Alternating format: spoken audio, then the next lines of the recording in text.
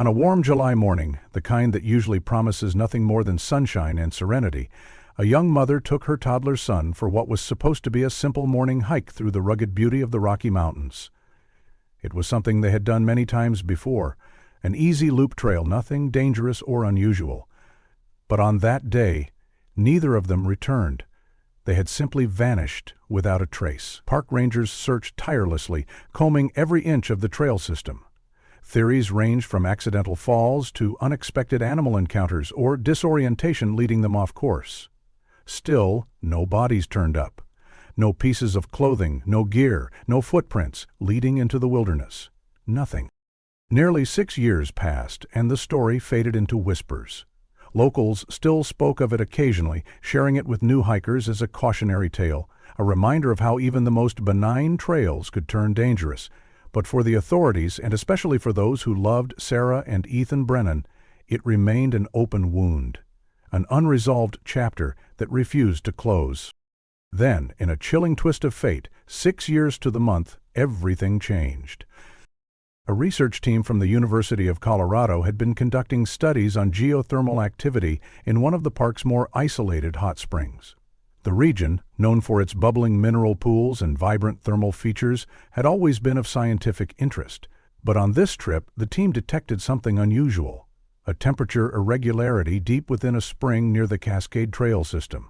It was the kind of anomaly that shouldn't have been there. When they sent down equipment to investigate, what they found was so disturbing that it would alter the course of the cold case forever. Mark Brennan sat in his home office, fingers loosely gripping a pen he hadn't used in the last hour. The quarterly financial reports in front of him were nothing more than a blur. His concentration was shot, the numbers swimming meaninglessly on the page. Today marked exactly 5 years and 11 months since his wife and son had disappeared. He rarely let himself track the time so precisely anymore, but something about this day felt heavy. It was just before lunch when the phone rang, a number with a Colorado area code. A cold prickle ran down his spine. "Hello," he answered, his voice tight. "Mr. Brennan, this is Detective Patricia Chen with the Park County Sheriff's Office. I need to talk to you about your wife and son's case." The ceramic mug slipped from Mark's hand, shattering on the floor. Coffee soaked into his spreadsheets, but he didn't notice. No one had mentioned Sarah and Ethan in an official capacity in years. All the tips had dried up. All the hopes had dimmed. His voice cracked, low and raw. "What did you find?" "I would prefer to discuss this in person, sir," Detective Chen said carefully. "Can you come to Colorado? It's important." Mark's heart pounded in his chest. "Please," he said, voice shaking, "just tell me, did you find them?" There was a pause on the other end. "A team conducting geothermal studies found remains in a spring off the Cascade Trail, along with personal effects. We believe they belong to your wife." The room tilted, and Mark grasped the edge of his desk to steady himself. Both of them? Did they find both of them? "I really believe this conversation is best had in person, Mr. Brennan," Chen replied. "Can you fly out today?" "Yes," he said, already fumbling for his laptop. "I'm booking a flight right now." "Which spring was it?" "Morning Glory Pool. It's about 2 miles off the main trail in a less trafficked area." Mark knew it. He and Sarah had hiked there several times before Ethan was born, and once with him afterward. It had always been one of their favorite places, though they had been cautious. The water was dangerously hot, over 160 degrees Fahrenheit on average, and the mineral crust surrounding it fragile. Sarah had been vigilant, always reading the posted warnings, always holding Ethan's hand tightly. "The researchers," Mark said. "Who were they?" "Environmental scientists from the university," Chun explained. "They were taking core samples from the pool bed when their sensors picked up anomalies. They deployed a small submersible unit and found physical material consistent with hiking gear, a backpack frame, some fabric remnants, and leather from what appears to be hiking boots." "And organic remains?" Mark asked, though he didn't know if he could handle the answer. "We're still waiting on DNA confirmation," the detective said gently, "but yes, given the location and items, we believe it's her. We haven't completed the recovery process. These hot springs preserve remains in a very unique way. Mineralization, extreme heat. It complicates things." "What about Ethan?" Mark asked. "He was so small. Did you find any sign of him?" Chen hesitated. "That's something we need to talk about in person. The forensic team is still examining the site." Mark stood abruptly, his chair toppling over behind him. Outside his window, the world continued on like any other Tuesday morning. Neighbors walking their dogs, commuters heading to work, the mundane rhythm of life. But for him, time had just collapsed. "I'll be on the 2:30 flight to Denver," he said. "Can someone meet me at the airport?" "I'll be there personally," said Chen. "Mr. Brennan, I know this is overwhelming, but we'll need your help identifying some of the items. Are you up for that?" "I've waited almost 6 years," Mark said quietly. "I'm ready for anything." But even as he said the words, he knew it wasn't true. Nothing could prepare him to confirm whether the woman who had once filled their home with laughter and life had truly died in that isolated spring. Nothing could prepare him to accept that his little boy, full of joy and curiosity, had been taken in the same instant. He moved through the house like a ghost, tossing clothes into a suitcase, grabbing his passport and ID just in case. As he stepped into the hallway, his eyes fell on the wall Sarah had so lovingly curated, a gallery of their life together. Dozens of frames showcasing their adventures. Ethan riding on Mark's shoulders at Garden of the Gods, Sarah laughing while battling a windstorm to set up a tent, the three of them posing by Morning Glory Pool during their last summer together. In one picture, Ethan pointed excitedly at the pool's vibrant colors while safely cradled in Sarah's arms. That day, she'd explained to him how the brilliant hues came from heat-loving bacteria. Mark remembered her voice so clearly, warning about the dangers, the near-instant scalding, the impossibility of rescue if someone slipped. He looked away, blinking back tears. He had to focus. Call his boss. Finish the flight booking. Pack every document the detective might ask for. Reach out to Sarah's sister. But not yet. Not until he had answers. As the airport came into view 2 hours later, Mark thought not of the flight ahead, but of the scientists who had made the discovery. Strangers, yet now forever entwined with his family's fate. What must it have felt like, expecting nothing more than geological data and core samples of mineral sediment, and instead coming face to face with the remnants of a human tragedy buried for 6 long years? Mark couldn't stop picturing the research team's stunned expressions as they peered into the depths of that bubbling spring. The detective had mentioned metal traces triggering their instruments, likely fragments of backpack frames, boot grommets, and perhaps something even more personal. Maybe it was the titanium wedding band, the one he'd worked overtime for weeks to afford, the ring Sarah had worn every day since their wedding and never once taken off. He remembered slipping it on her finger beneath a rain-slicked sky in the Colorado wilderness, the summit breeze lifting her veil. The flight passed in a haze, a blur of engine hum and numb anticipation. Mark barely registered the drink cart or the announcements. His eyes stayed locked on the landscape far below, where the jagged edges of the Rockies finally pierced through the clouds. The same mountains that had once meant everything to Sarah. Sarah, born and raised on the flat plains of Ohio, had been spellbound the moment she saw her first alpine peak. The grandeur of the Rockies had sparked something deep inside her, a longing, a pull.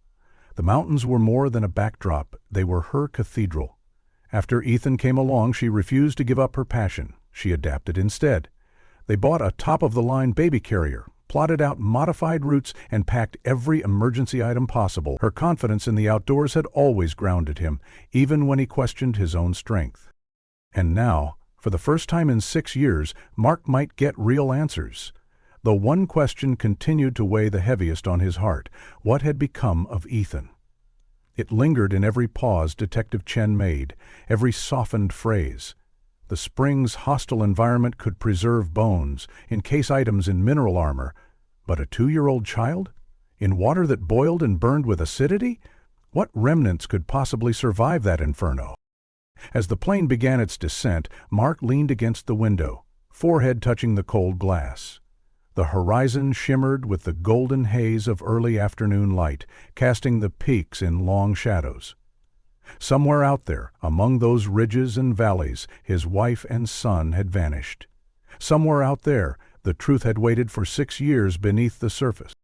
At Denver International Airport, Detective Patricia Chen waited just beyond the arrivals area. She was exactly as she'd sounded on the phone. Composed, alert, no nonsense. Her attire was mountain-appropriate. Hiking boots, utility jacket, dark slacks suited for rough terrain. In her early 40s, she carried herself like someone who'd seen plenty and trusted little. Her eyes landed on Mark instantly, reading the exhaustion carved into his posture, the hollow under his eyes. "Mr. Brennan," she greeted, extending a firm hand. "I'm sorry we're meeting like this. My vehicle's outside. The site's roughly 2 hours west." Mark followed her in silence to a discreet SUV parked in short-term parking. She didn't fill the air with small talk, for which he was grateful. Conversation felt impossible. As they pulled onto the freeway, the mountains loomed like titans in the distance. What once had stirred awe now filled him with dread. It wasn't until they merged onto Interstate 70 that Chen spoke again. "The research team has been very cooperative. Dr. Emily Reeves led the geothermal study. They made the discovery 3 days ago. They contacted us immediately and secured the area." 3 days, Mark echoed numbly. "You've known for 3 days?" "We had to confirm preliminary findings," she said carefully. "Hot spring environments present complications. We needed forensic specialists familiar with hydrothermal evidence preservation." Mark gazed at the trees speeding past. "Did you find anything? Anything that might be my son?" Chen's fingers tightened slightly on the wheel. "The spring is deeper than expected, almost 40 feet at the center. We've recovered items from varying depths. It's a painstaking process. Divers can only remain submerged for short windows due to the heat and chemical composition." They fell into a heavy silence as the landscape shifted from suburban sprawl to alpine wilderness.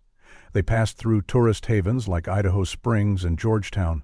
Mark barely registered the shops or hikers dotting the sidewalks. Every bend in the road seemed to pull him further into memories of Sarah laughing at snowmelt streams, of Ethan's tiny hand gripping his own. They passed Loveland Pass. He and Sarah had gotten engaged there beneath a wildflower-covered ridge. Now, even the most beautiful places felt haunted.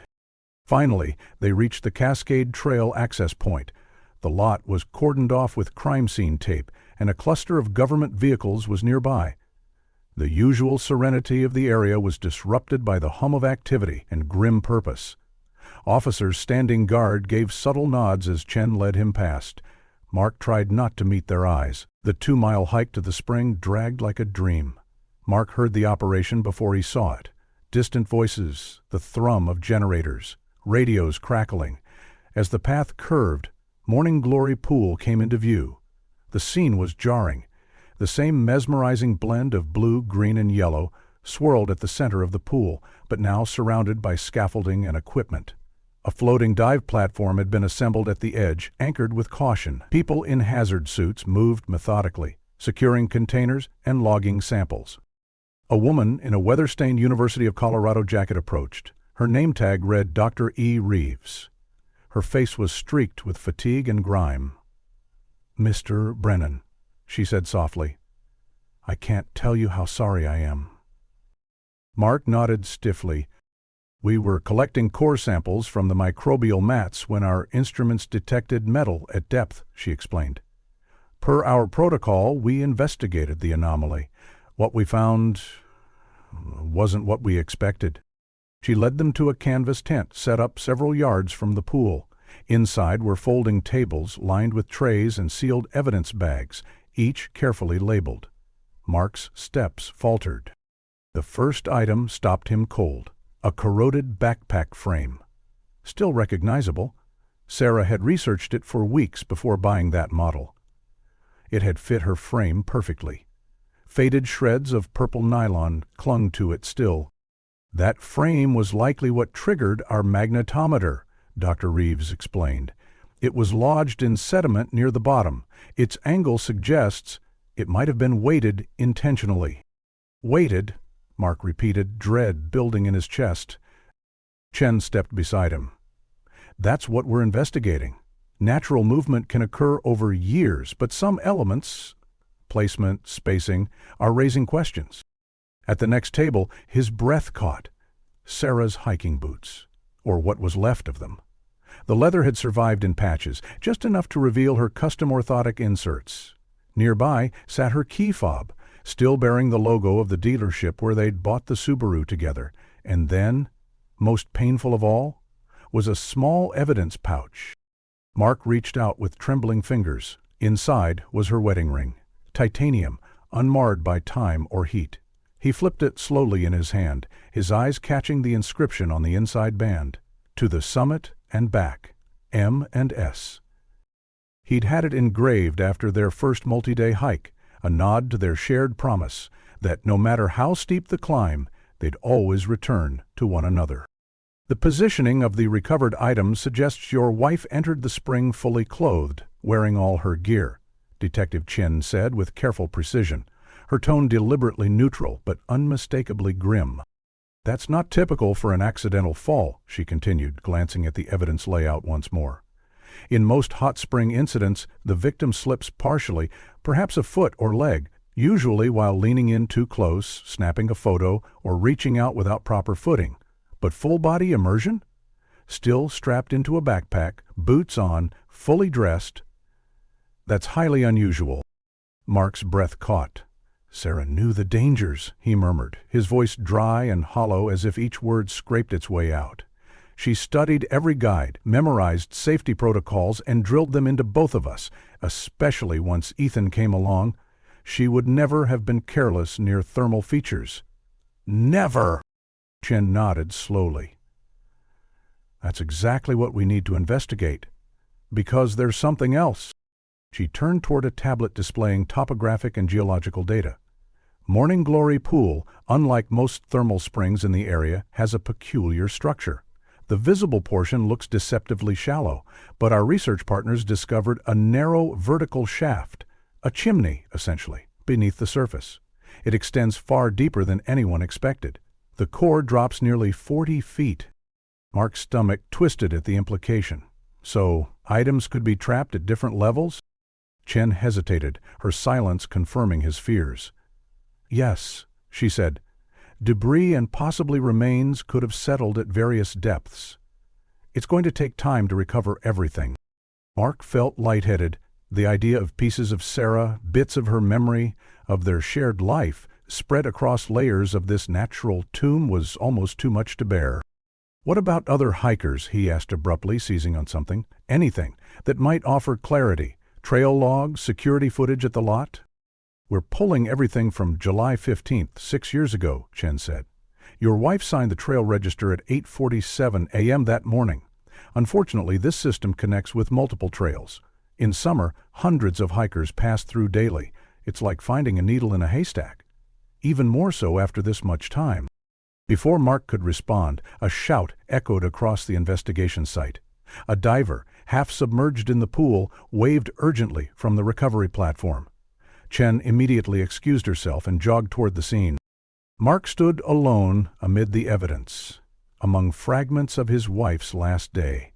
He forced himself to examine each item, willing himself to absorb every detail. The corroded shell of her GPS watch, its screen black but the casing mostly intact. Her water bottles, sturdy insulated steel, miraculously preserved. Each object had once been part of their normal routine. The very same gear they had carried on dozens of hikes.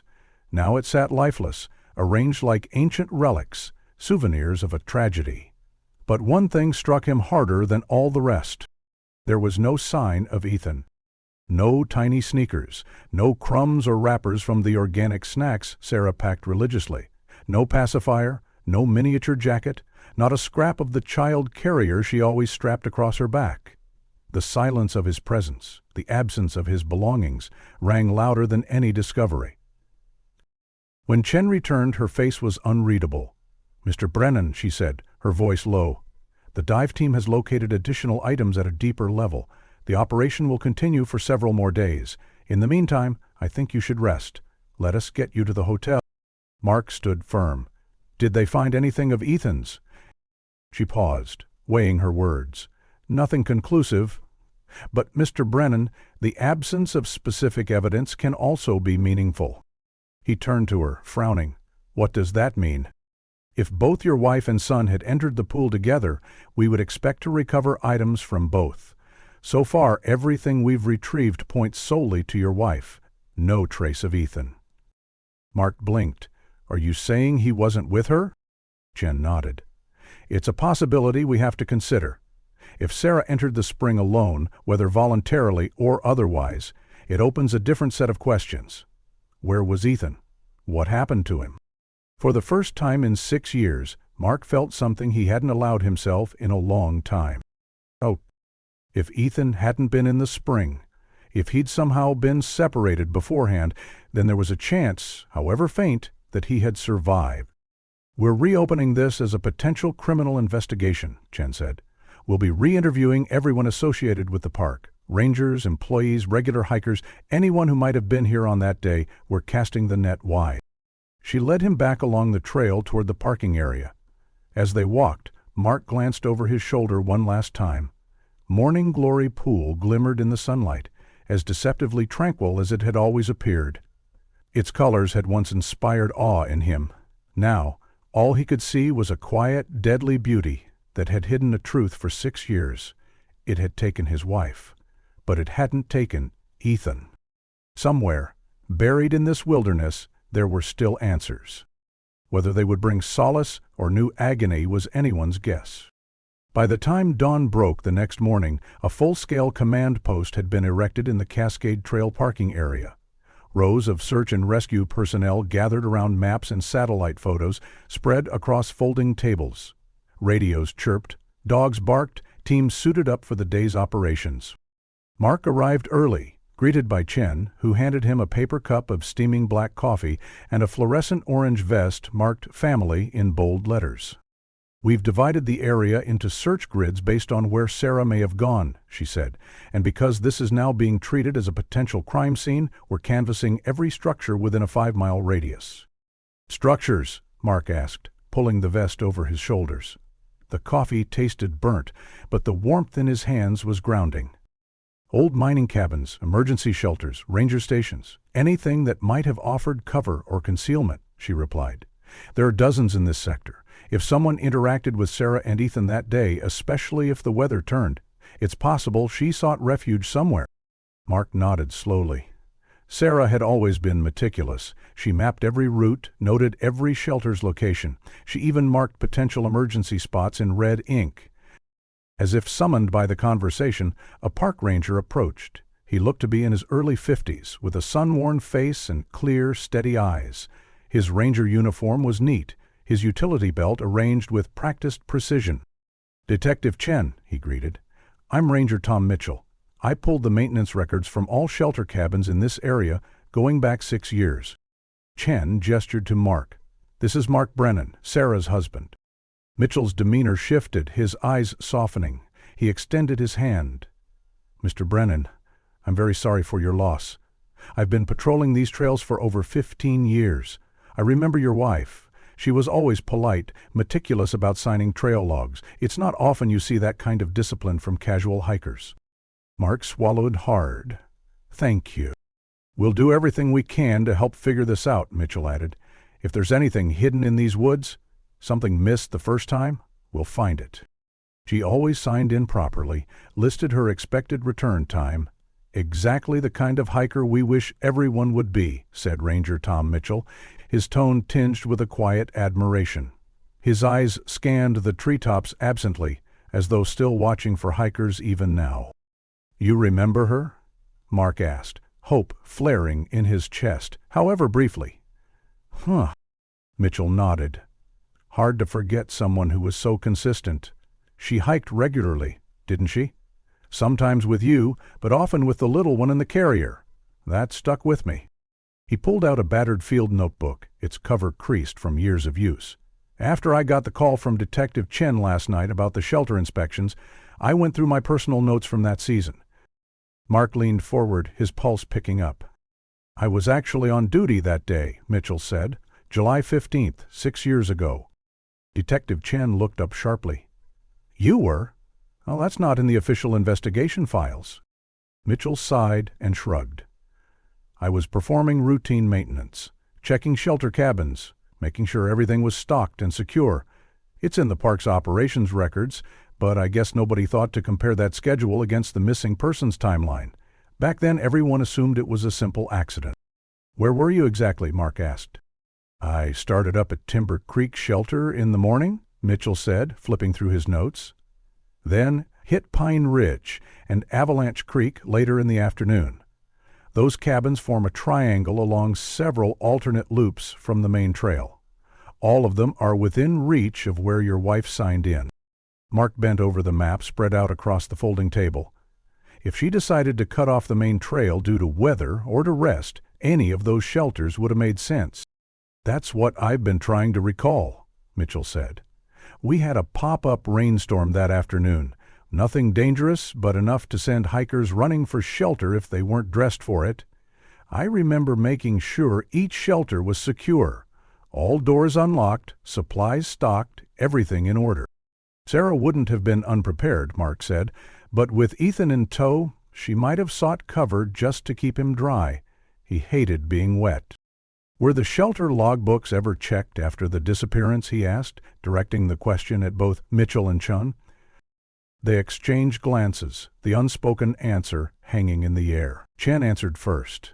"It's not clearly documented. The initial search focused on trails, slopes, and ravines. Areas where a fall was most likely. The shelters were physically checked for signs of recent occupation, but it doesn't look like anyone went through the logbooks." "I have them," Mitchell said quietly. "Every logbook from the shelters. The Park Service wanted to toss them during facility upgrades 2 years ago. I couldn't do it. Figured they were part of the park's history, so I stored them at the ranger station." Without hesitation, Chen turned to one of the officers nearby and gave instructions to retrieve the logs. She then began reassigning personnel for a shelter-by-shelter sweep. Mark was placed with Mitchell's team. Their objective: search the cabins again with fresh eyes and forensic tools that hadn't been used in the original investigation. They set out just before noon, the sun already high and casting sharp beams through the canopy. The forest was alive with birdsong and rustling leaves.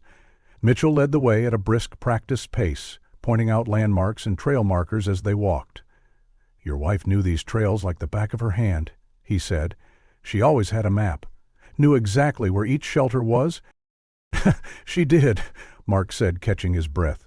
"She marked every shelter on her maps, made notations, alternate routes, water access, anything unusual. Said it was critical to have a backup plan when hiking with a toddler." The first shelter came into view through a veil of pine needles and underbrush. Timber Creek Shelter was modest. Wooden slats, a tin roof, a small porch with a bench for resting. Inside were bunks, a cast-iron stove, and containers with basic supplies. Mitchell unlocked the door, revealing a clean if weathered interior. A forensic technician snapped photographs and began sweeping for trace evidence. "We'll dust for prints and collect any fibers that might have adhered to the bunk canvas," he explained. Mark lingered in the doorway, unable to step inside. He imagined Sarah sitting on one of those bunks, bouncing Ethan on her knee, maybe telling him stories to distract from the weather outside. In his mind's eye, he could see her using one of the metal mugs to prepare warm milk from a thermos. "Either would have called this a camping house," Mark said aloud, his voice thick with emotion. He loved anything small and wooden. "These shelters are always supposed to remain unlocked for emergencies," Mitchell added, "but sometimes the doors jam or people mistakenly lock them. I remember checking each one that day specifically because of the storm forecast." They hiked on, arriving at Pine Ridge Shelter a short while later. This one had a view rolling meadows below, rimmed by forest.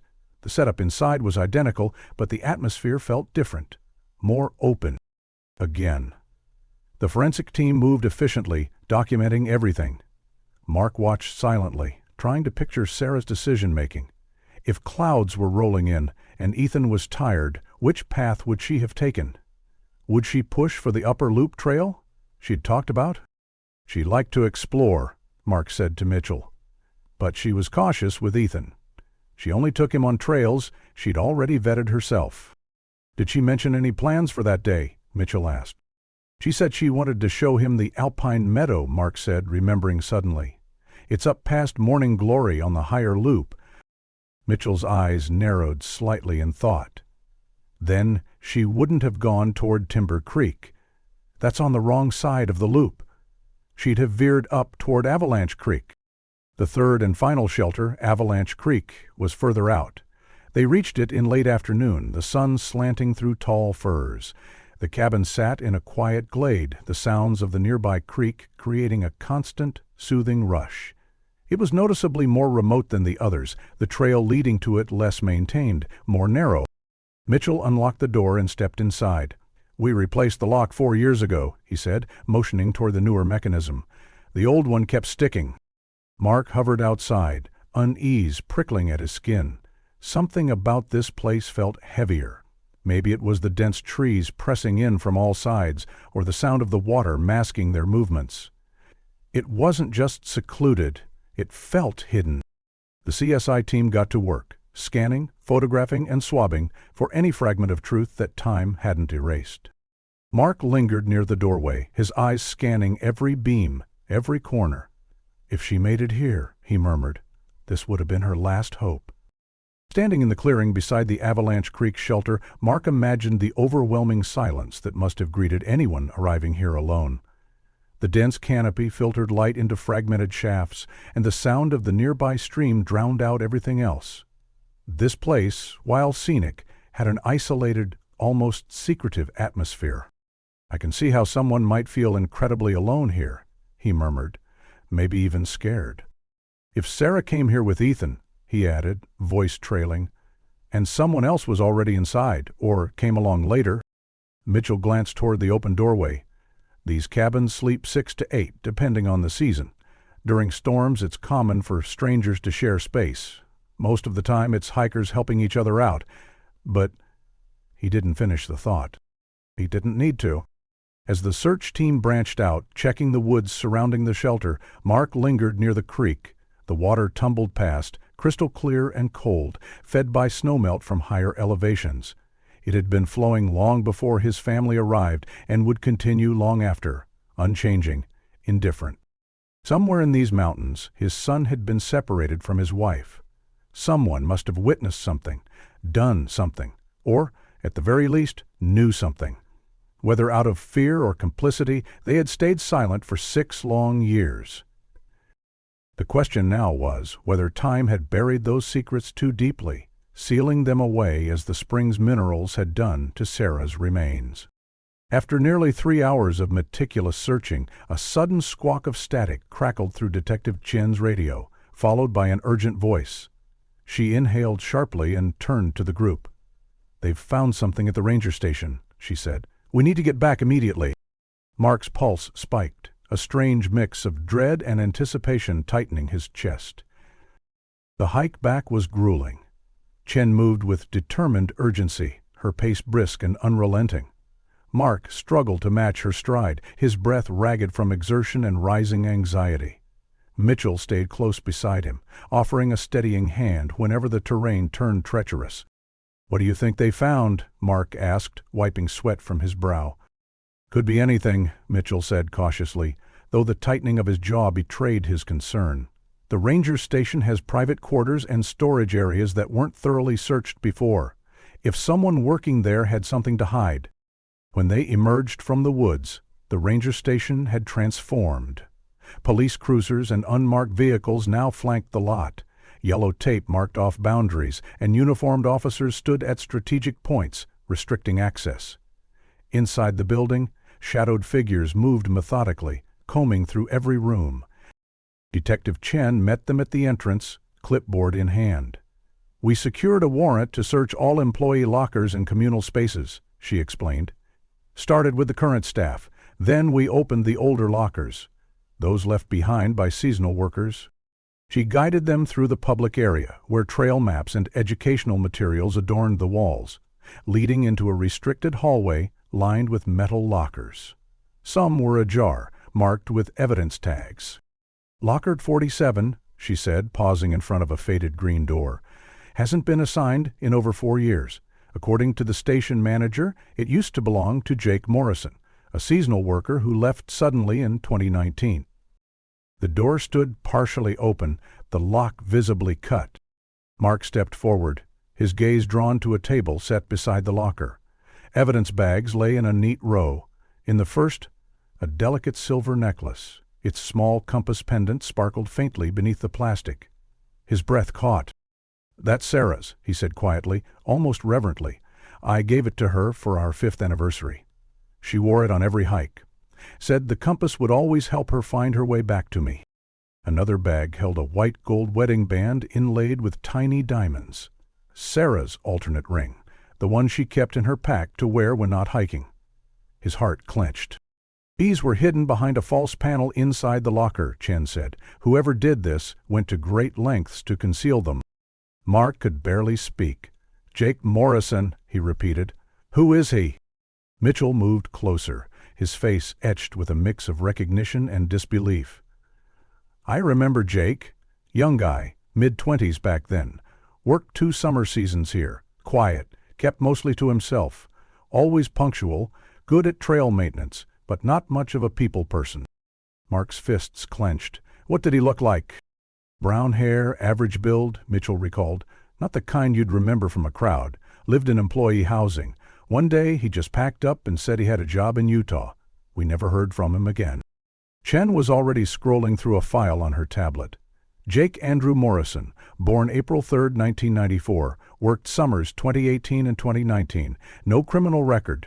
She frowned. But nothing recent either. No current address, no bank activity, no job history. He's completely off the radar.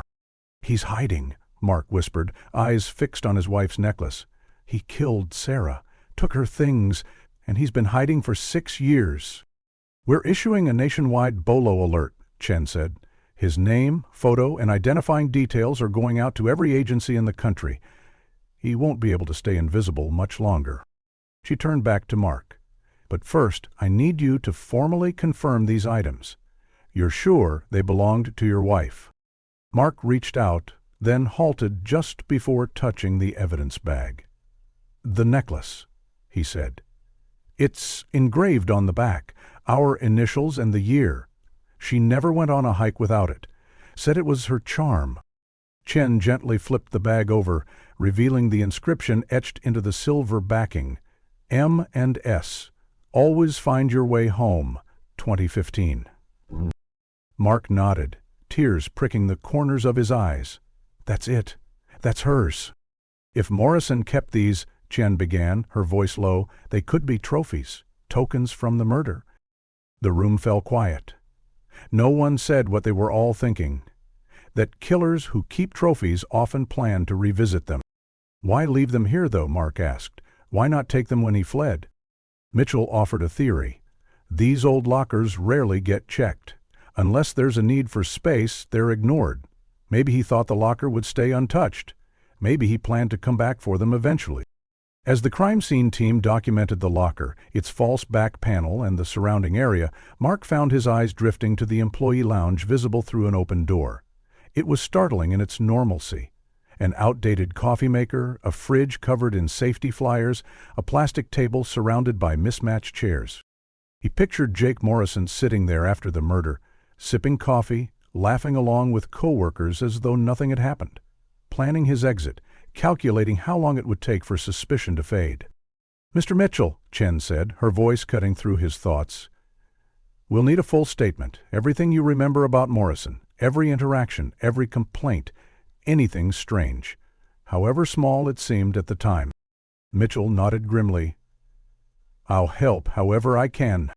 And for the first time since the nightmare began, Mark felt the weight of truth shifting, emerging from the silence like footprints through fresh snow. There were still miles to go, still horrors to unearth. But now they had a name and a trail to follow. "Any interactions with the family? Anything you remember that might have raised concern?" Detective Chen asked Ranger Mitchell, her tone steady but probing. "Of course," Mitchell replied without hesitation. "But to be honest, he was so quiet it's hard to remember specifics. Jake was one of those employees who did his work, didn't cause trouble, and kept to himself. The kind you barely notice." That bothered Mark more than he could articulate. A man who worked these trails, who knew the layout of every hidden pass and shelter, who could vanish into the forest without drawing attention. That wasn't just a benign personality. It was the ideal camouflage for someone capable of making a mother and her child disappear without leaving a trace. "We need to check employee housing," Mark said abruptly, the thought rushing out like a reflex. "Even after all this time, there might be something. Anything." "We're already on it," Chen assured him. "Search teams are heading to the old seasonal living quarters now. If Morrison left anything behind, notes, items, even the smallest clue, we'll find it." Mitchell excused himself to resume his maintenance duties, promising to provide a full list of any recollections or incidents involving Jake Morrison. As he walked away, Mark noticed a subtle limp in the ranger's step, likely a product of decades spent on unforgiving terrain. Despite the physical wear, the man had been patient, attentive, and unusually generous with his time. He had even stayed beyond his scheduled shift to help with the shelter sweeps. Mark stepped outside the ranger station, squinting against the harsh afternoon light. He stood in the parking lot, trying to anchor himself in the moment. It was real now. They had a name, a face to connect to his worst nightmare: Jake Morrison. Young, quiet, forgettable. And somehow this unassuming man had crossed paths with Sarah and Ethan that fateful day in the Rockies. Mark's thoughts spiraled. He imagined how the encounter had played out. Perhaps Morrison approached them casually, maybe even offered assistance. He could have waited until Sarah was distracted, then made his move. Mark saw it clearly: Morrison separating Ethan, harming Sarah, then concealing her body in the hot spring. A place so treacherous, so hostile, that it erased almost everything. And then there were the trophies. Sarah's compass necklace, her backup wedding band, taken, hidden, and kept for years. "But where's my son?" Mark whispered, barely aware that Chen had followed him outside. "If Morrison took Ethan," he said louder, turning toward her, "where would he have gone? How does someone hide a toddler for 6 years?" "That's the question we're going to answer," Chen replied, her eyes unwavering. "The psychology of trophy-keeping often includes a desire to preserve, to relive the event. If he took Ethan—" She didn't finish, but Mark didn't need her to. If Morrison kept Sarah's jewelry because it meant something to him, perhaps Ethan had meant something too. Perhaps the boy hadn't been a victim, at least not immediately. Perhaps Morrison had kept him, raised him, even pretended to be his father. It was an unspeakable horror, but in that darkness glimmered a faint hope. Sarah's compass necklace flashed through Mark's mind, her talisman for safety, her anchor to home. And now that very object might be the breadcrumb that led them to their son. "I want to see everything," Mark said. "Employment records, his background, family history. Any known associates, photos, surveillance if you can find it. If this man has Ethan, I need to understand who he is." "We're compiling it now," Chen assured him. "But Mark, you need rest. This is going to be a long, exhausting investigation. Let us do the footwork tonight." Rest. The idea felt laughable. Mark nodded out of politeness, but he knew the truth. Sleep would not come. Not while Ethan might still be out there. Not when the first real lead in 6 years was suddenly alive in front of him. Morrison had made one mistake. He'd kept the jewelry. Whether from arrogance or sentimentality, that error had reopened the case. Now, Mark just had to hope there had been more. Enough, at least, to bring his son home before another 6 years disappeared. That night, back at his house, everything felt colder and more cavernous than ever. He arrived just after 9, exhausted from the return flight and emotionally drained. Chun had insisted that he go home while they investigated further. She promised to call with any developments. But being home only sharpened the pain. The walls echoed with silence. There was no sound of Sarah's voice echoing from the kitchen, no squeal of Ethan's laughter from the living room. The scattered toys remained exactly as they had on the last day he remembered life as a whole. He dropped his bag by the door and went straight to his office. The laptop blinked to life beneath his fingertips. If he couldn't physically be in Colorado, he could at least investigate from afar. He searched Jake Morrison's name through every online database he could access. Nothing surfaced. No social media, no forwarding address. A couple of employment references from the park system, but those trailed off in 2019. A text from Chen popped up. Teams checking Utah contacts. Updates in the morning. Mark set the phone aside, opened his notebook, and flipped back to the entries from the shelter sweeps. He went over them again, this time more methodically. Sarah's jewelry, Morrison's abrupt departure, the complete absence of any trail after he left. But one note snagged his attention.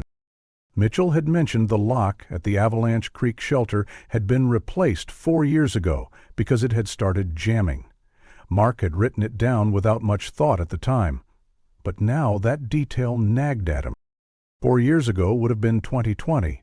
Morrison had left in 2019. Yet Mitchell had known the exact year the lock was swapped out without checking any maintenance logs. Could be nothing, Mark thought. Mitchell handled all the shelter repairs. He'd have reason to remember dates. Still, his mind wouldn't let it go. Other oddities surfaced as Mark reviewed the day in hindsight. Mitchell had remained near the investigators at every turn, never straying far from the core team. He'd offered assistance freely, almost too freely, volunteering before being asked, remaining close enough to overhear everything. And yet, he'd described Jake Morrison in remarkable detail, despite calling him forgettable. Mark leaned back in his chair, eyes closed, letting the memories roll over him. There was something else, something Mitchell had said that had struck him as off, though he hadn't processed it in the moment. He could hear the ranger's voice in his mind. I think about it every time I pass Morning Glory Pool, such a beautiful place to hide something so terrible. Not a place where something terrible happened, not a place that reminds me of tragedy. No hide. As if it had been intentional, as if it had been a choice. Mark opened his eyes. That word, hide, kept echoing. He picked up his phone and scrolled to Detective Chen's number. His thumb hovered over the call button. What was he going to say? That a helpful park ranger, one who had spent the entire day assisting them, might have used a peculiar turn of phrase? Does that it might mean something? He hesitated. It sounded thin, paranoid even. But the unease wouldn't fade. It had planted itself in his chest like a seed, rooting deeper with each passing second. He pressed the button and made the call. Chen here. Detective, it's Mark Brennan. His voice came through low and uncertain. I know this might sound paranoid, and maybe I'm just letting stress get to me, but I've been thinking about Ranger Mitchell. There was a pause on the line before Chen responded. What about him? It's not one specific thing, Mark said. It's more of a pattern. The way he phrases things, comments that sound off in hindsight. He remembered exact details without checking any records. And he's been so involved, like maybe too involved. Another silence, longer this time. It's not unheard of, Chen said cautiously. Sometimes local officials get deeply involved in investigations, especially in close-knit communities. They feel a sense of responsibility. But I'll make a note of your concerns. I'll take a closer look at his background. Mark hesitated. He didn't do anything outright suspicious, no clear red flags. I'm probably grasping at straws because all our focus has been on Morrison. I understand, Jen said, her tone softening. Grief and exhaustion make people hyper-aware. Sometimes that turns into patterns that aren't really there. But I've learned to trust family members when they feel something's wrong. I'll have someone quietly verify Mitchell's whereabouts on July 15th, 6 years ago, just to cover every angle. When the call ended, Mark felt a strange mix of foolishness and relief. Maybe it was paranoia. Maybe Mitchell really was just an overcommitted ranger who wanted justice for Sarah and Ethan. But at least someone would be looking into it now, just in case. Feeling too wired for sleep, Mark made his way to the kitchen. He began brewing a fresh pot of coffee, hoping the act would help soothe the churning thoughts. As he leaned against the counter, his laptop chimed. A new email had arrived. The sender, T. Mitchell. Subject, information about Jake Morrison. Urgent. Mark's pulse spiked. How did Mitchell get his email address? Then he remembered. They'd exchanged contact info during the shelter searches in case anything came up. Still, the timing was unnerving. He clicked it open. Mr. Brennan, the message read, I've been reviewing old files and found some concerning items relating to Jake Morrison's assignments. I believe Detective Chen should see this as soon as possible. I'll be in Denver tonight for a meeting. Would it be possible to stop by briefly? I have work logs from the week your wife and son disappeared. Tom Mitchell. Mark stared at the screen. The offer was oddly direct. Mitchell wanted to bring this evidence to his home? At night? Every instinct in Mark's body buzzed with warning. But what if it really was something important? A break they couldn't afford to overlook. He considered calling Chen back, asking her to be there. But what would he say? That a helpful ranger offering new evidence at an unusual hour felt suspicious? It would sound absurd. Besides, Mitchell was law enforcement. He had a good reputation and nearly 2 decades of service. Mark was probably just exhausted and letting his imagination run wild. He took a deep breath and typed a reply. I'll be up. Coffee's on if you want some. Just after 10 p.m., headlights swept across his front windows. Mark peeked through the blinds and saw Mitchell's familiar Park Service truck pull into the driveway. Moments later, the ranger appeared at the door, carrying a large manila folder and a small plastic evidence box. Mark opened the door before he could knock. "Thanks for coming," he said. "Appreciate you having me over," Mitchell replied with his usual calm demeanor, stepping inside with an easy stride. "I know it's late, but I figured you'd want to see this right away." "Absolutely," Mark said, leading him into the kitchen. "Can I get you that coffee?" "That would be perfect. It's been a long one." Mitchell placed the folder and box on the table and settled into a chair, glancing around with casual interest. "Nice place. Feels lived in." Mark turned to the counter, pouring 2 mugs and adding sugar to his. Behind him, he heard the sound of shuffling papers. "I cross-referenced Morrison's trail assignments with log records from that week," Mitchell said, his voice steady. "Turns out he was assigned to maintenance on the Upper Loop Trail, the same area your family was hiking." Mark turned, coffee mugs in hand, and placed one in front of Mitchell. On the table were official-looking documents, schedules, logs, and personnel reports. They looked legitimate. Too legitimate. "This is incredible," Mark said, taking a seat. "How did this not show up in the original investigation?" "Bureaucratic disconnect," Mitchell replied, sipping the coffee. "Different departments handle different reports. Paperwork goes missing, or it never gets filed properly. It happens more often than you'd think." He pulled another sheet from the folder. "But here's the kicker. Morrison specifically requested that assignment. He traded with another worker to be on that trail." Mark leaned forward, coffee warming his hands, trying to absorb the weight of what Mitchell was suggesting. It painted Morrison as someone who had stalked Sarah, planned the encounter, and even manipulated his schedule to make it happen. Mark took a long drink of the coffee. It was strong, bitter, and something felt off. A moment later he realized his arms felt strangely heavy, his legs too. Movements became harder, slower. "I think we should call Chen," Mark said, reaching for his phone.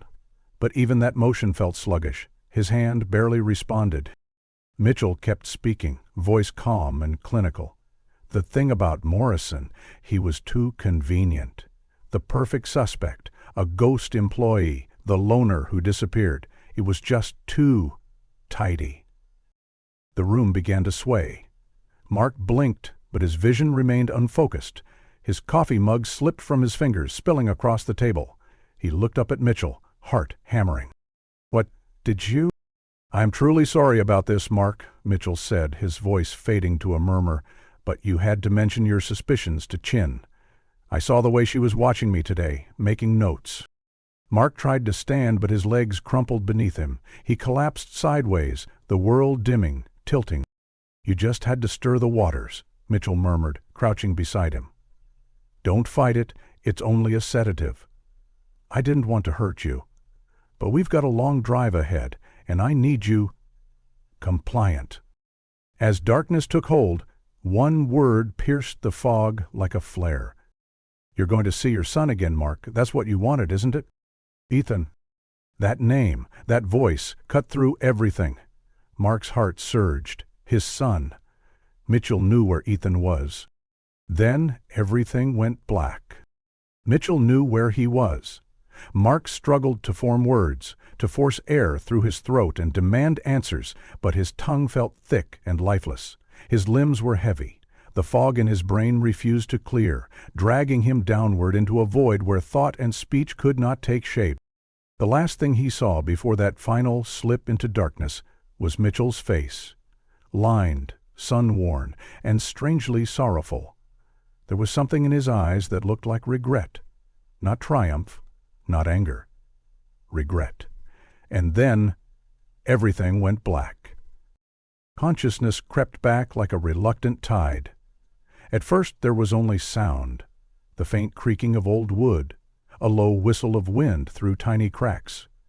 Then the pounding ache in his skull surged into awareness, joined by a dry, cotton-thick mouth and a bone-deep fatigue that made even blinking a challenge. He tried to shift his weight, only to find that he couldn't. Panic spiked. The floor beneath him was hard, unforgiving, wooden, not his bed. His wrists were bound tightly behind his back with what felt like plastic zip ties, the edges biting into his skin. His ankles were similarly restrained. He twisted, testing the bonds, but they held firm. Then memory came crashing back with brutal clarity. Mitchell, the visit, the coffee. His vision blurred as the details assembled themselves. Sarah's jewelry, the fake evidence against Morrison, and that terrible, whispered promise. "You're going to see your son again." Forcing his eyes open, Mark squinted against the dim light that filtered through grime-covered windows. The space around him was unfamiliar, but unmistakably isolated. A single room, crude log walls with deep chinking. A rusted wood stove sat cold and dormant in one corner. Dust floated in the air like mist, catching the weak light.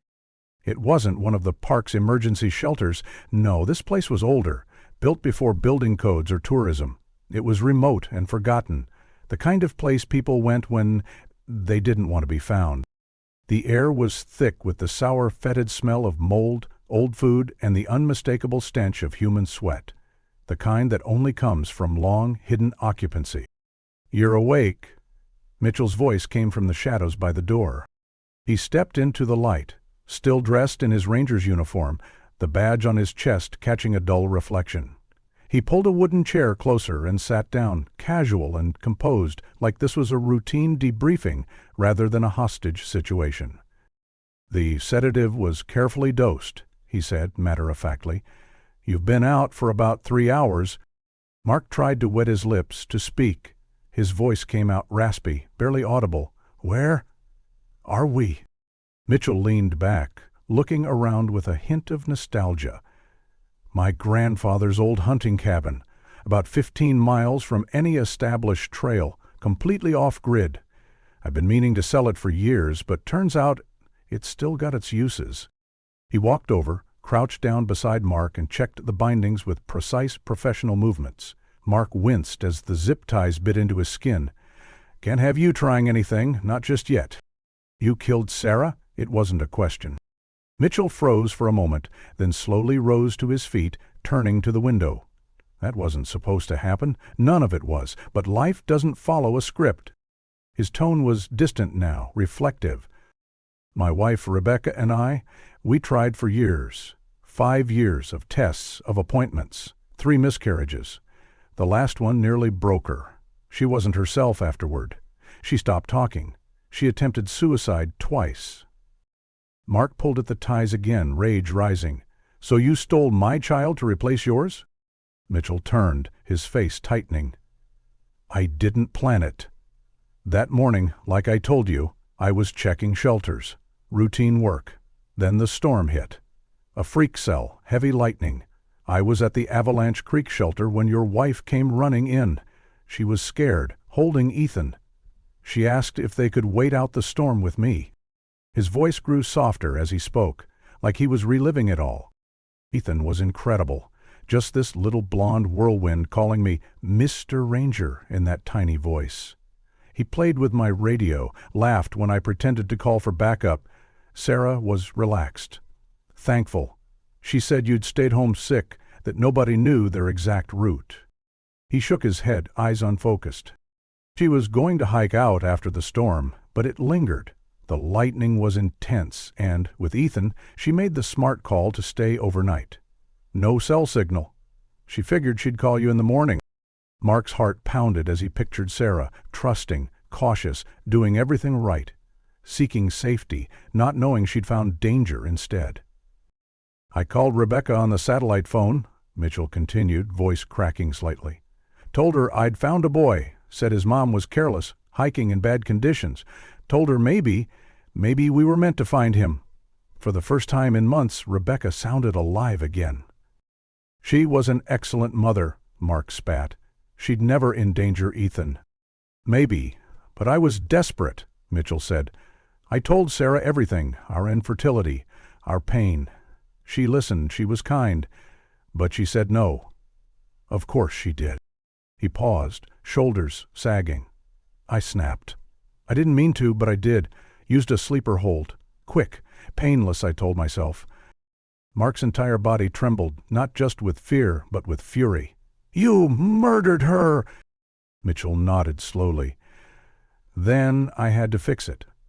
I used a tarp from the shelter, wrapped her up, put rocks in for weight, carried her to Morning Glory Pool before dawn. The hot spring took care of the rest." Mark could barely breathe. "And you kept her jewelry." "As proof," Mitchell said. "I thought I'd plant it eventually. Morrison, he was perfect, quiet, bit of an outsider. Easy to blame." Mark's stomach turned. "Where's my son?" Mitchell checked his watch. "Rebecca's on her way now, bringing supplies. And Ethan." "You've brainwashed him," Mark snarled. "You stole his life." "We gave him a better one," Mitchell said. "He's happy, he's smart, he loves the woods, soccer, and reading about animal tracks. His name's Owen now, Owen Mitchell. He calls me Dad." A sound outside. The distant growl of tires on gravel.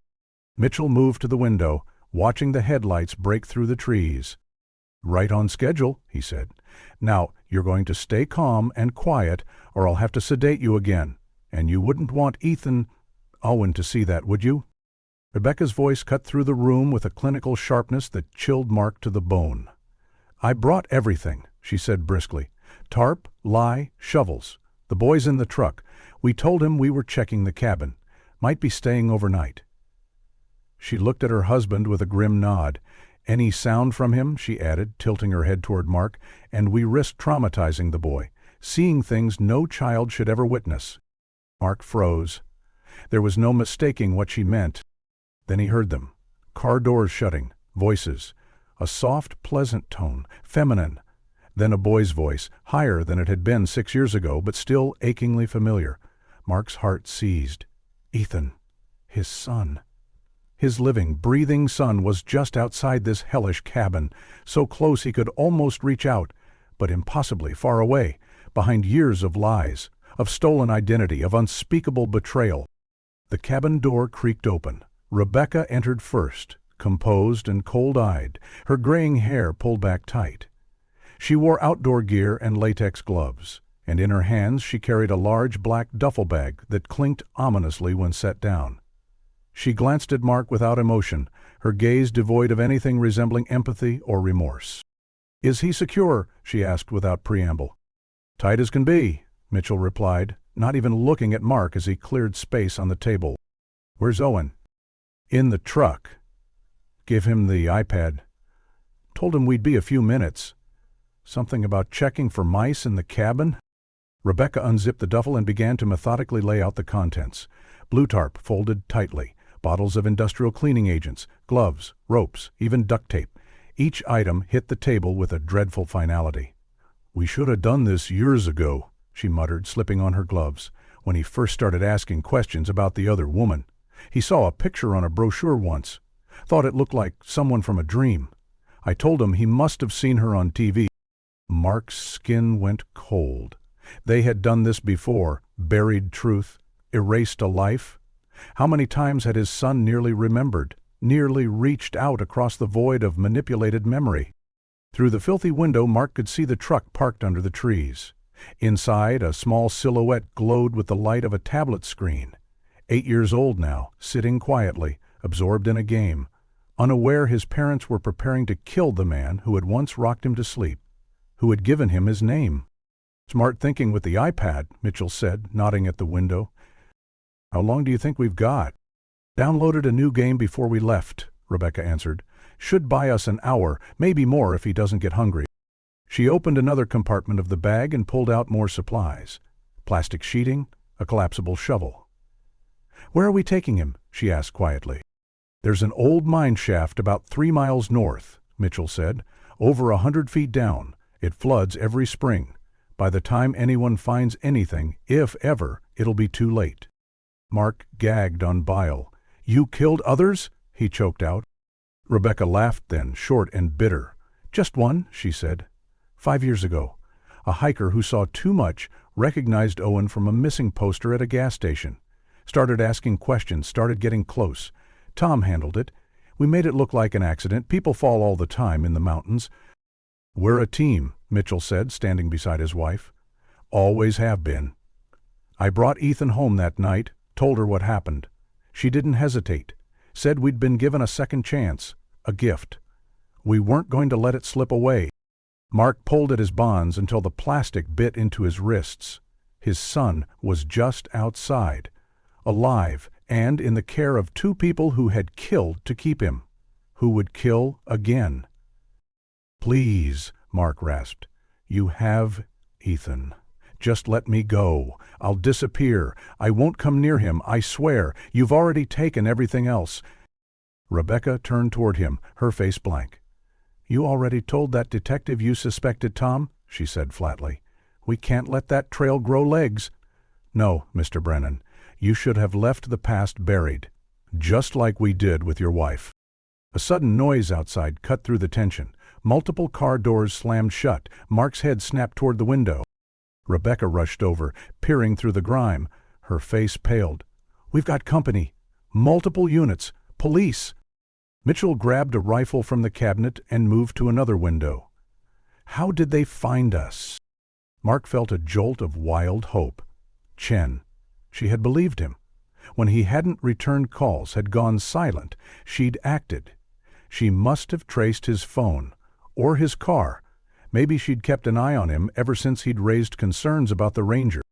Outside, Mark caught movement. Tactical officers are slipping through the trees. The sudden shift of headlights as more cruisers pulled up. Then he saw him. Ethan. Owen was outside the truck, confused, his eyes wide. The iPad clattered to the ground as he turned to face the approaching storm. "Owen," Rebecca shouted, "get back in the truck." The boy didn't move. "Detective Tom Mitchell," Chen's voice rang out over a megaphone. "This is law enforcement. The cabin is surrounded. Send out Mark Brennan and the child immediately. Exit with hands visible." Rebecca looked panicked. "They must track the phone," she hissed. "Or your car is at the house. I told you we should have gone deeper." Mitchell's jaw clenched. Chen knew. That damn call tipped her off. "Mom? Dad?" Owen's voice trembled from the clearing. "What's going on?" "Get 'em back in the truck," Mitchell ordered, raising the rifle. Rebecca was already moving. "Owen, baby," she said, trying to keep her voice light. "Please, get back in the truck, lock the doors, and stay down, okay?" Through the window, Mark watched his son run for the truck, scrambling back inside. Officers held their positions, not advancing, trying not to provoke anything in front of a child. "We can still get out," Mitchell said, his voice low. "There's that old logging road. If we get to the truck—" "With cops everywhere?" Rebecca snapped. "We're surrounded, Tom." "Then we negotiate," he replied, checking the rifle's magazine. Mark barked a bitter laugh. "Negotiate? You kidnapped my son, killed my wife. You think there's a deal to be made?" Rebecca turned on him and kicked hard, pain exploding in his ribs. "This is your fault," she snarled. "If you'd just let things go." "If I'd left my son in the hands of murderers?" Mark spat, coughing up blood. "Never." Mitchell's phone rang. He glanced at the screen, then answered, placing it on speaker. "Detective Chen," he said coolly, "there's nothing to talk about. You're basing all this on the ramblings of a grieving father. We have evidence, Tom. Sarah Brennan's jewelry had your fingerprints, not Jake Morrison's. Surveillance logs place you at that locker multiple times over the past few years. Your vehicle's registration matches the coordinates leading to this remote cabin. The morning of July 15th, 6 years ago, all signs pointed to you being here, not at any shelter. You can't talk your way out of this." Inside the suffocatingly tense cabin, Rebecca and Mitchell exchanged alarmed glances. The delusion of control was slipping from their grasp, and Mark saw it. The truth, so long buried, was finally breaking through. "What do you want?" Mitchell barked at the phone, trying to buy time. "Send out Mark Brennan and the child, then both of you exit the cabin with your hands visible." Chen's voice came across firm, but controlled. "It's over, Tom. Don't make this any worse than it already is." "Worse?" Mitchell scoffed bitterly, the rifle clutched tighter in his grasp. "You plan to take our son? Tear him away from his family?" "He's not your son," Chen stated, the finality in her voice cutting through the air like a blade. "He's Ethan Brennan, and he has the right to the truth, the life you stole from him." Rebecca lunged for the phone. "That child doesn't even remember his birth parents. We raised him. We nursed him through colds, read to him at night, watched his first steps. What kind of monsters would rip that away from him now?" "You destroyed that life when you murdered his mother," Chen answered, her tone unwavering. "Rebecca, I understand you're scared, but think about Ethan. Do you want his last memory of you to be this, a standoff, a shootout?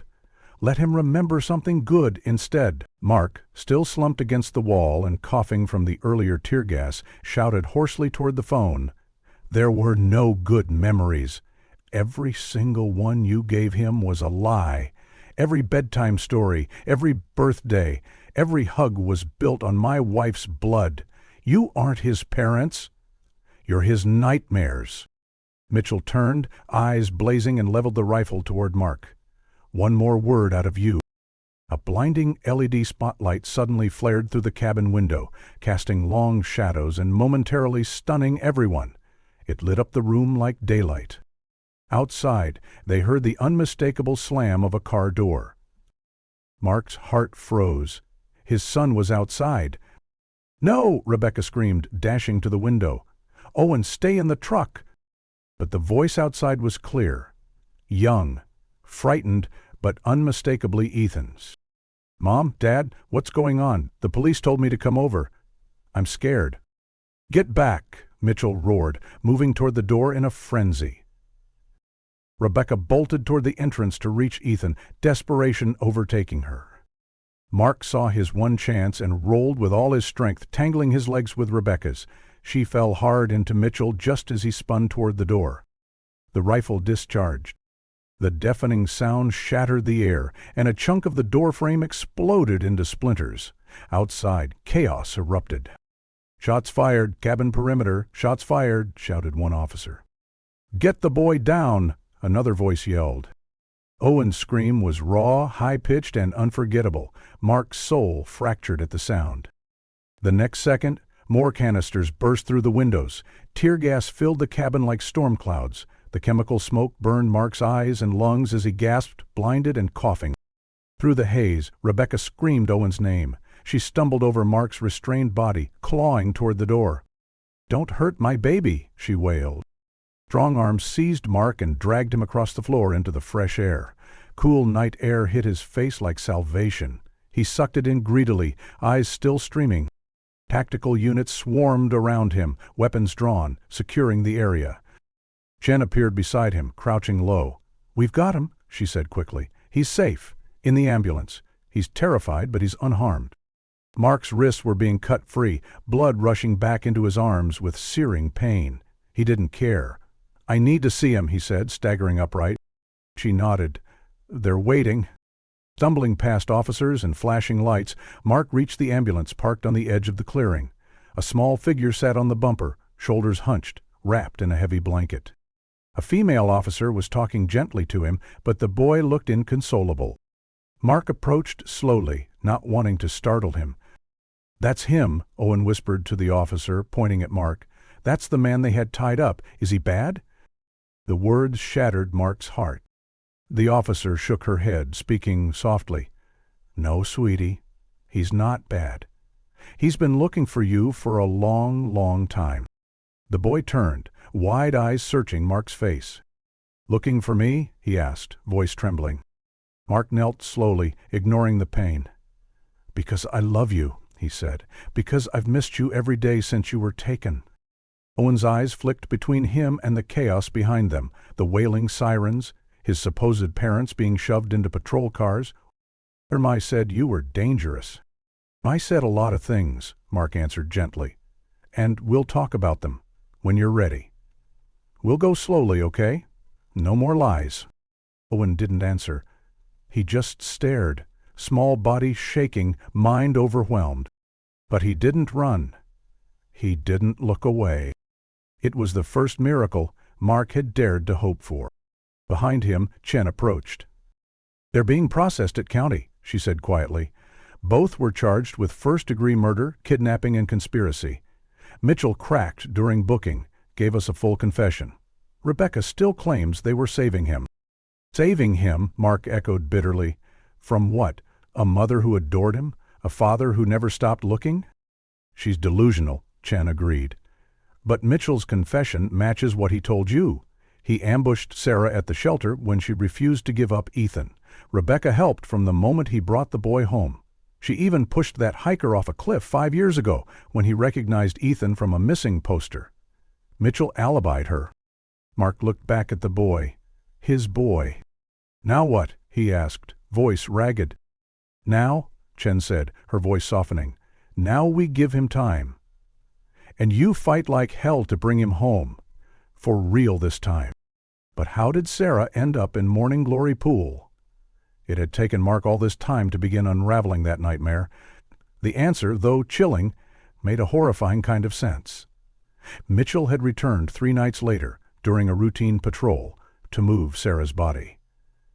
He'd waited for the right moment, when the search had quieted and suspicion was nowhere near him.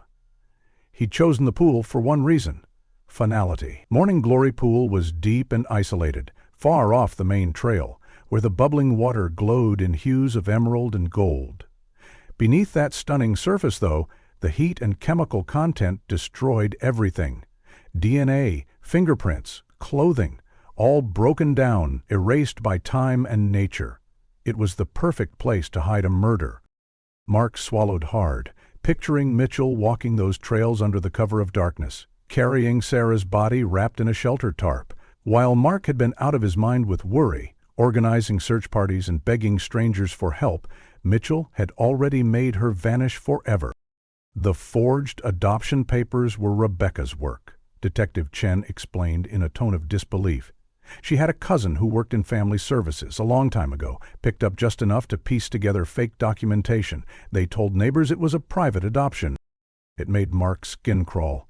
They hadn't just stolen Ethan, they'd planned how to keep him. The dyed hair, the new name, the false origin story. After a year passed and public attention died down, they began calling him their son in earnest. No one questioned them. No one suspected a thing. "They planned all of it together," Mark muttered, barely recognizing his voice. "It's horrifying how thorough they were." "The disturbing part," Chen added, "is they seem to truly believe they were good parents. Both of them insist that Ethan had a better life with them. The psych evaluations are going to be very telling." Mark felt nauseous. It was one thing to commit a crime. It was something else entirely to live in that delusion, to truly believe you were doing good by raising a child stolen from the arms of his real parents. "So, what happens now?" Mark asked.